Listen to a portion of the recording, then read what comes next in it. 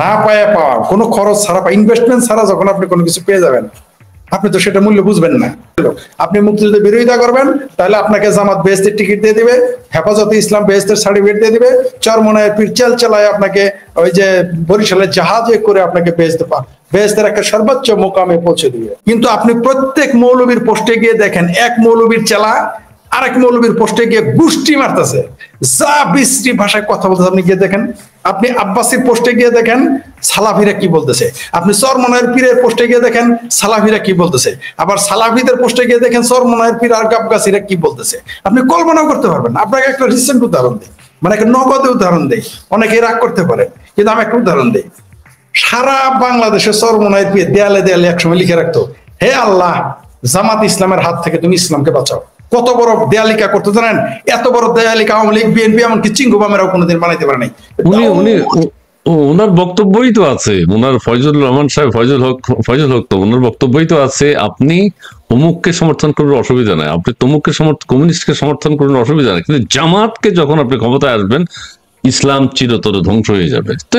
পরিষ্কার বলছে, এইভাবে বলছে কথাটা। আপনি যেটা অলরেডি বলছে, যদি কোনোদিন কমিউনিস্ট ক্ষমতায় আসে, আল্লাহ না করুক, তারপর ইসলাম সেখানে ফিরবে, কিন্তু জামাত যদি ক্ষমতায় আসে ইসলাম আর কায়েম হবে। আবার সর্বশেষ সবচেয়ে বড় মুরব্বী এই যে আপনার হেফাজতের আমির, উনি বলেছেন জামাত হচ্ছে ফেরাউনের জাত, জামাত হচ্ছে ফেরাউনের জাত। আমরা বলছি আব্বাসী সাহেব একবার এরকম কথাও বলছে যে কেউ মনে প্রশ্ন করছে রাসূলের আওলাদ বা কিছু একটা বলছে আর কি, উনি বলছেন আমার চেহারা দেখে তাকালে বুঝতে পারেন না নবীজির আওলাদ, নবীজির আওলাদ। আমি জানি না, হয়তো হইতে পারে সৈয়দ বংশে। যে আমি কথা জিজ্ঞেস করি, উনার চেহারা দেখে যদি সৈয়দ মানে নবীর বংশধর, রাইট? তাহলে এখন দেখেছি চরমনায়ের পীরের বাপের চেহারা দেখছেন? চরমনায়ের পীরের বাপের চেহারা তো আমার চেয়েও খারাপ, সে তো বলে করে আওলাদের রাসূল, তারাও তো লেখে আওলাদের রাসূল, তারা নিজেরাও লেখে আওলাদের রাসূল। আর এত সে তো আব্বাসী তো ভণ্ড, তার ব্যাপারে তো অনেক হুজুর বলছে সে নানির বাড়ির নাম নাকি কার নাম ভেবে তার বাপের সাথে সৈয়দ নাই। আর বাংলাদেশ না, আমার গবেষণা আছে, বাংলাদেশ, ভারত, পাকিস্তানের যারা সৈয়দ লেখে তারা 99% ভুয়া সৈয়দ, এরা কেউ সৈয়দ না। আরেকটা একদম ছোট্ট কথা বলি, এটা কিভাবে সম্ভব? আমরা জানি কিয়ামতের পরে আল্লাহ তাআলা ফয়সালা করবেন কে জান্নাতে যাবে কে জাহান্নামে যাবে। এখন যা বেহেশতের টিকিট দেয়া হচ্ছে, এটা সরাসরি সবার সামনে বলতেছে, কেউ কোনো প্রতিবাদ করছে না, সবার সামনে বলছে যে আমাদেরকে ভোট দিলে জান্নাতের টিকিট পায়। এটা বাংলাদেশে বেশি বেহেশতের টিকিট দেয়। ওই যে ফরিদা পারভিন মারা গেল, কনক সাহাবা কি বললো যে মরার আগে, জানাজার আগে সে দুজকে চলে গেছে গা।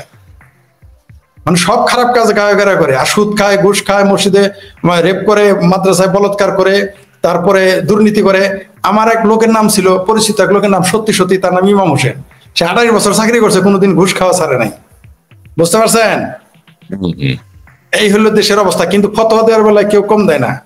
জামাত বলতেছে তারাই সহি মুসলিম, চরমনাই বলে তারাই সহি মুসলিম, দেওয়ানবাগী বলে তারাই বলতেছে ওনারা সহি মুসলিম, জামাত বলতেছে তারা সহি মুসলিম। বলৎকারা।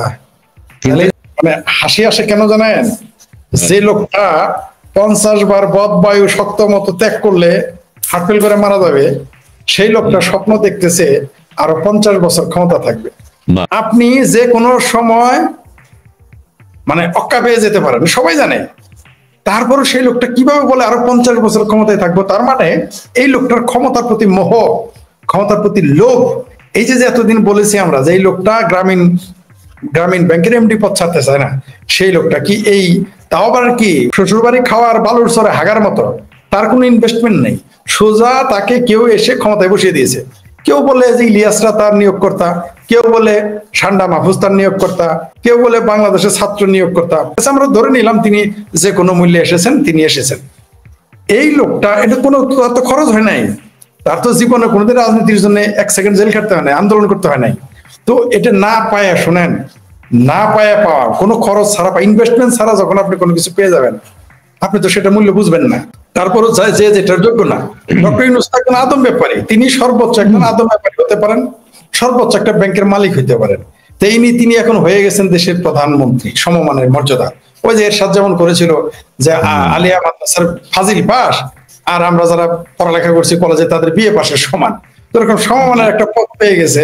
তো এই জন্য যে বালুর চরে হাগা আর শ্বশুর বাড়ি খাওয়া, এটা কি আর বলতে পারে? সে বলতেছে যে 50 বছর ক্ষমতায় থাকবে।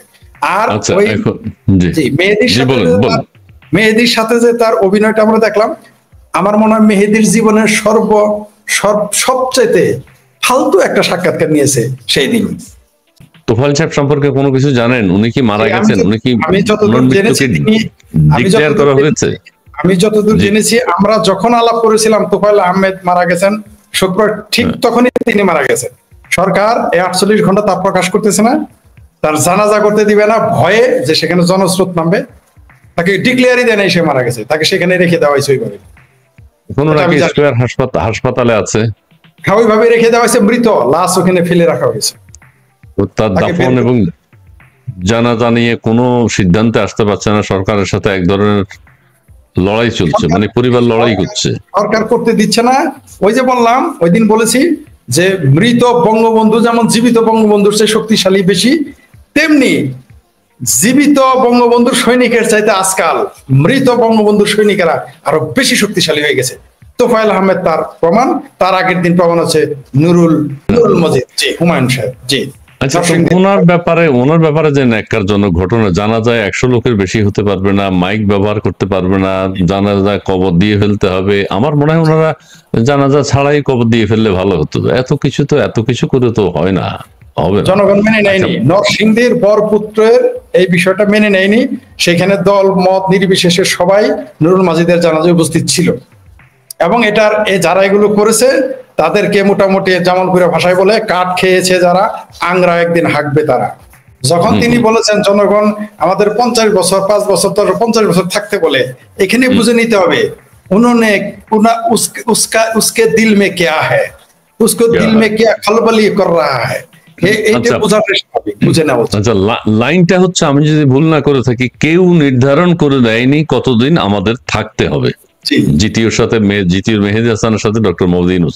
এখন যেই ব্যক্তি বা যেই রাষ্ট্রপ্রধান বা যে সরকার প্রধান, তিনি ঘোষণা করেছেন ফেব্রুয়ারির প্রথম 8 দিন নির্বাচন হবে, ঠিক আছে, তিনি আমেরিকা যে ফেব্রুয়ারির কথাটা একবারও উচ্চারণ করেন নাই। তিনি বলেছেন কেউ নির্ধারণ করে দেয়নি কতদিন আমরা ক্ষমতায় থাকবো। তাহলে নির্বাচন হবে কিভাবে? আবার তিনি বলেছেন কেউ তাকে রিকোয়েস্ট করেছে 50 বছর থাকার জন্য, ঠিক আছে। আবার কেউ জনগণ ওনাকে চায় কিনা এটাও উনি শুনতে পাচ্ছেন না, ওনাকে 50 বছর থাকতে দেবে কিনা বা থাকা হবে কিনা। তাহলে নির্বাচনটা হবে কিভাবে? জি, তাহলে আপনাকে এখন কথা মনে করে দেই। আপনার কি মনে আছে মাস 3 আগে বা 4 মাস আগে গাজীপুরে একটা শ্রমিক আন্দোলন হচ্ছিল, সেখানে গুলি করে মানুষ মারে, আন্দোলন হয়, পেটায়, চাকরি যায়। সেই শ্রমিক তাকে কি ভাষা গালাগালি দিয়েছিল, মানে তাকে নাকি 50 বছর রাখতে চায় জনগণ।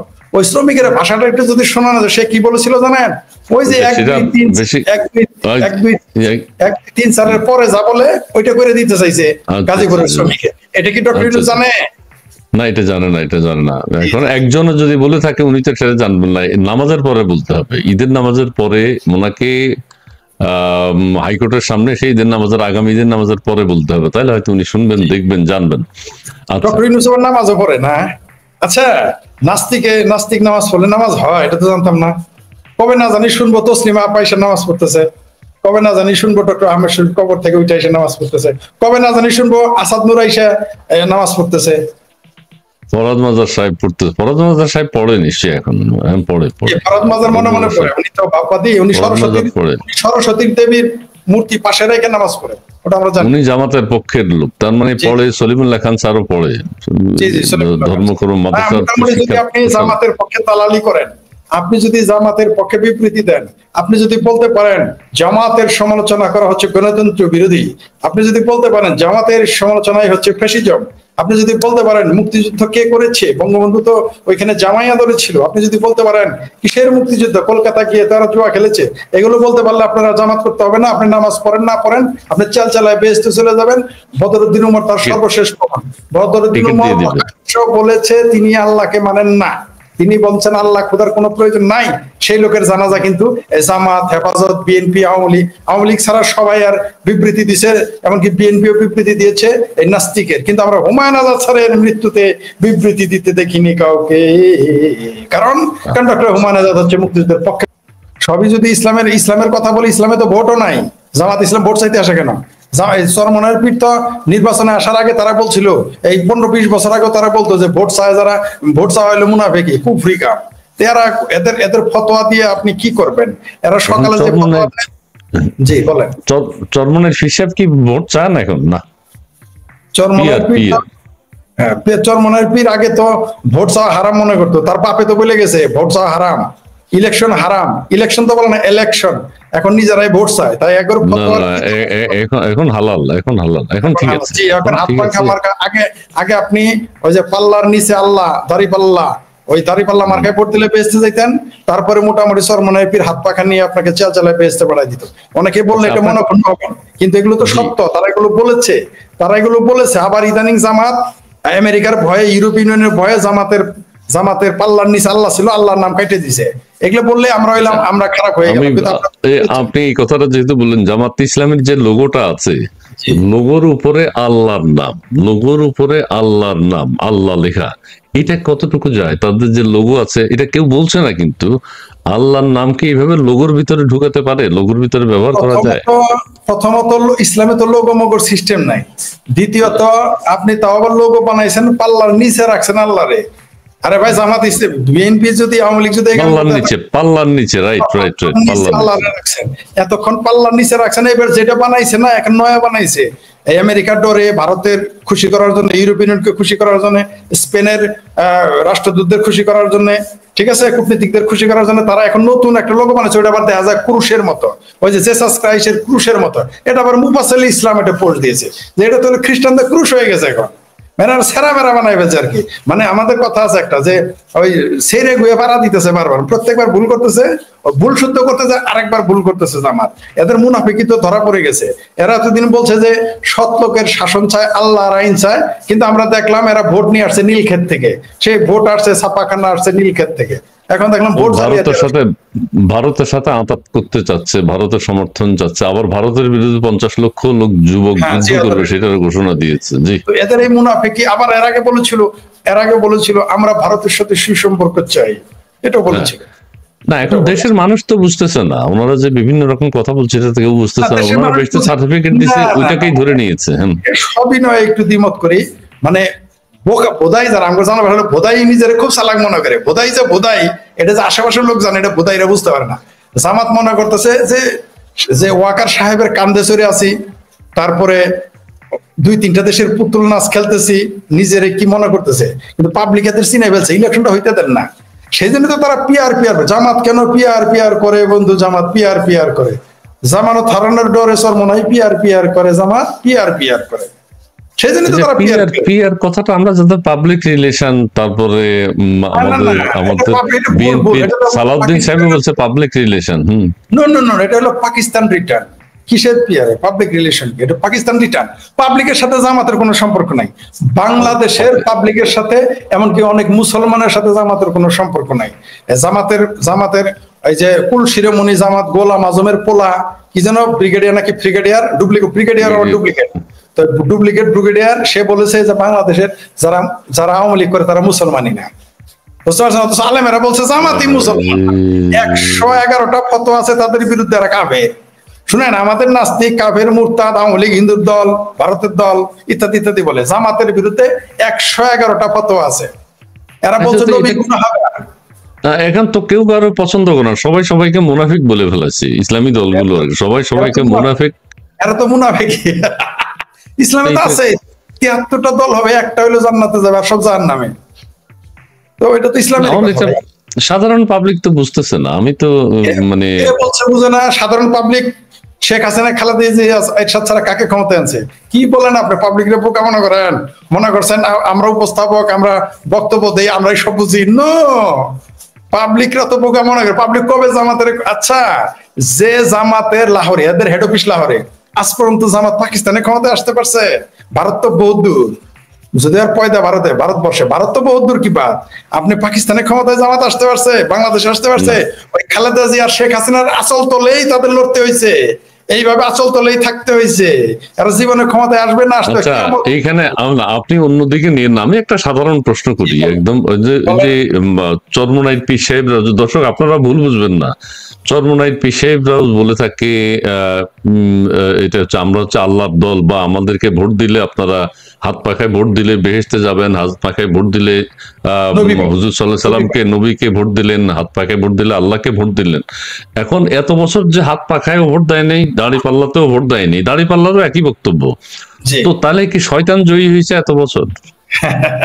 শুনেন, এখন কইলে মায়ে মায়ের খায়, না কইলে ভাই ভাই এটা খায়, এটা না বেশি বলেন না, এমনি নরমালি বলেন, মানে এই কথাটা নরমালি বলতেছি, পাবলিক প্লেস যেহেতু। শুনেন, সৌদি আরবে যায় যদি গিয়ে যদি বলে চরমোনাইর বীর যে হাত পাখায় ভোট দিলে নবী ভোট পাবে, আর জামাত যদি বলে দাঁড়িয়ে পাল্লায় ভোট দিলে আল্লাহ পাবে, আল্লাহ পাবো, বেহেশতে যাবো, সাথে সাথেই কুল্লা খালাস। ওই দিনই একেবারে ঘাড়টা কাপ দিয়ে কুফরি মতবাদ হিসেবে ঘাড়টা কাস্তে করে কেটে দিবে, 1 সেকেন্ড দেরি করবে না, ইসলামী শরিয়া মোতাবেক এদের কতল করে দিবে। চরমোনাই রেজু আর ফজু পাগলা আছে না, এই দুই জীবনে কোনদিন দুই ভাই কোটি কোটি টাকার মালিক। হ্যাঁ, রেজু ভাই ফজু ভাই, পথে পাইলে মরা গাই, মরা গাই মানে মুরিদ, পথে পাইলে মরা গাই, একজন কই নিয়ে যায় চলো খায় যায়। এই রেজু ফেজু তো, এই রেজু ফজুরা যদি সৌদি আরবে যেগুলো কথা বলে ঘাড় একটারও থাকবে না। ওই বাংলাদেশের মতো এত আরাম আর কোন দেশে মৌলবীরা পায় নাই। ওই যে লাখ লাখ ইসলাম বিরোধী কথা বলে, ইসলাম বিরোধী কথা বলে। আমির হামজা সাহেব বলে যে এই জামাতকে ভোট দিলে কি কোরআন জয়ী হবে, যদি পরাজিত হয় তাহলে কি কোরআন মিথ্যা হয়ে যাবে?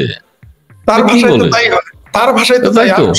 শুধু আমির হামজা না, শুধু আমির হামজা না, জামাতের আরেক নেতা বলছে এবার যদি ইসলাম বিজয়, এবার যদি আমরা না জিতি, জামাত না জিতি, ইসলাম পরাজিত হবে বলেছে সে। মনে হয় ইসলাম তার গোডাউনের মাল, ইসলাম তার বাড়ির ঘরের ধান, ইসলাম তার বাড়ির ঘরে পাট, ইসলাম তার বাড়ির ঘরের কি ধন্যা, তারপরে কি সরিষা, বুট, কালাই, এটা মনে করতেছে।